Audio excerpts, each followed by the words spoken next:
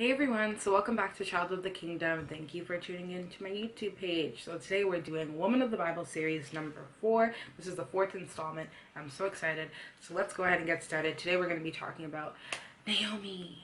So I'm not sure if you guys are familiar with Ruth. I feel like the book of Ruth is very widely taught, and usually the concepts that are taught or spoken of are usually about Ruth and Boaz. There's even a book called Lord, Where's My Boaz? So that's usually the main focus within that book. But today I want to extract something else out of that book and just kind of teach you something differently. And that's what I always strive to do, teach you guys something differently, because I don't ever want to be in a situation where I'm just repeating information to you. So we see that in the beginning of Ruth, Naomi was basically married. She had 2 sons. She was just one big happy family, happy, and they lived in Bethlehem, which is in Judah. So they were happy and one happy big family, but then around them in Bethlehem was a big famine. So then her husband, Naomi's husband, plucked up the family and said, family, we are moving to Moab, the city of Moab. So they moved to Moab, and when they're in Moab, the head of the family, the father, Naomi's husband, dies. And then after he dies, the sons, they marry Moabite woman, and then the sons die. So then it's literally Naomi, her daughter-in-laws, in this destructive, dysfunctional family, surrounded by non-famine. So when I read that, I was like, oh, that's really interesting. We start off with Naomi, her husband, and her 2 sons living this happily ever after life. And their household is happy, but the world around them, their town and everything around them, is suffering through famine. So when they get up and move to a place that their surroundings are not in famine, their family is in famine. You literally can move from being so happy in your household with your surroundings that suck into a place where your household's so dysfunctional, but your surroundings are okay. You are not your surroundings.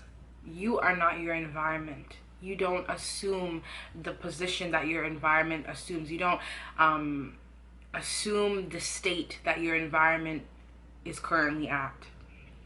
And the reason I say this is because Naomi's household was amazing, happy, everything positive, but her environment was negative. There was a famine. Famine means there's no crops and everything's dry and nothing's growing and it's hard to get food. But her household was fine.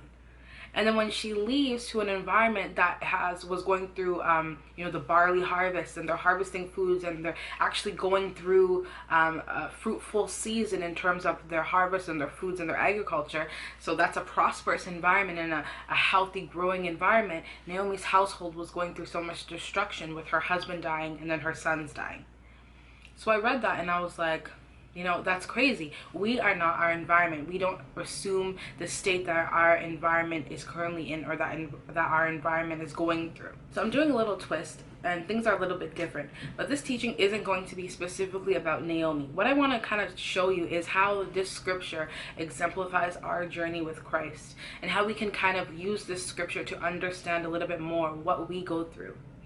We start off by us in this little bubble, like Naomi's household, and we're happy and we have everything we think we need, and then all of a sudden we're plucked out of that little comfort zone and out of that little happiness, and we move to Moab, and we move to wherever we move to, and we literally are surrounded by everyone else who's okay, and we are like, whoa, what's going on here?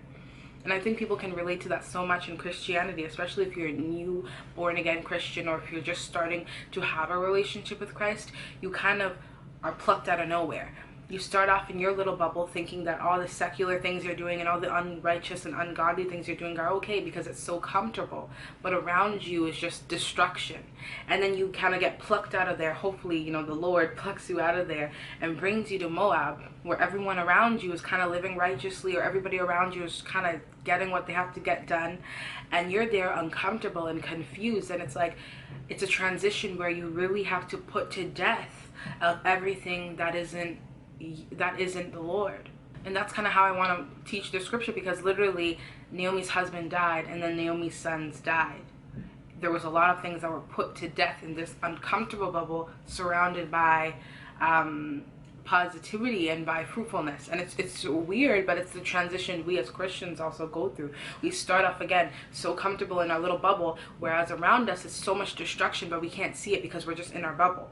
And then we move and we get plucked over to Moab, where everybody else is trying to live righteously, and we're here like itching because everything that isn't of the Lord is being put to death. So something that's key also when studying this is that Naomi started off with happy family. She got plucked to Moab. Things were just put to death, and then she goes back to Bethlehem. She goes back to where she started. And when she arrives there, everybody's like, oh my goodness, is that Naomi? Girl, it's been forever. And she's like, don't even call me Naomi. Literally, scripture, the verse 20 says, don't call me Naomi, she responded. Instead, call me Mara, for the Almighty has made life very bitter for me. I went away full, but the Lord has brought me home empty. Why call me Naomi when the Lord has sent such tragedy upon me? So her name literally changed to Mara. And I had to dig a little deeper, and I've seen that Mara is basically an expression of grief after death. So she embodied this death and this putting away and this letting go of all the things that she started off with. And so now we, as children of God, we can also completely relate to the scripture. We start off in a place we're comfortable in. We move on to a place that we're very uncomfortable in. We put to death all of our fleshly desires, all of the things that are so human and not God. We put to death that, and sometimes we return back to the original state we're in, but we're just not the same people anymore. And she says, call me Mara, because this is an expression of grief. You all are so used to how I was before. You all are so used to what I was before, who I was before. And I'm not that anymore, because everything that made me happy in that little bubble has been put to death. And what I find interesting is that as we go on and read, when Ruth actually meets Boaz and when Naomi is guiding her, the word doesn't change her name to Mara. The word continues to call her Naomi. But it's interesting because when Saul turned into Paul, we start calling him Paul. But when Naomi turns into Mara, we don't start calling her Mara. And the reason that is because she put to death all of those things, but she didn't assume her environment. She didn't assume the state of her environment. She put to death the ways in which she was so accustomed to before, but she didn't assume the role of a griever. Do you know what I mean? She called herself Mara in that moment in time because everything that was of Naomi back then was not of Naomi now. Okay, so she said, call me Mara, and that was an expression of grief. But afterwards, the word keeps calling her Naomi. The word continuously calls her Naomi, because just because she had gone through a whole state in Moab of grief and death, she didn't let that be embedded on her. She didn't let it program her. She didn't let it change her. She is still Naomi. And another thing that we kind of learn from this is we go through things and we kind of label ourselves by what we've been through. We shouldn't be labeling ourselves anything but children of God, anything but victors, anything but triumphant winners. We shouldn't name ourselves anything else but that. But the thing is, we allow our environment to peg its badge right on our chest, right here. We allow the role of the environment to really kind of come into us and program and change us. And that's not how we should be living. Naomi called herself Mara, but she continues to be Naomi.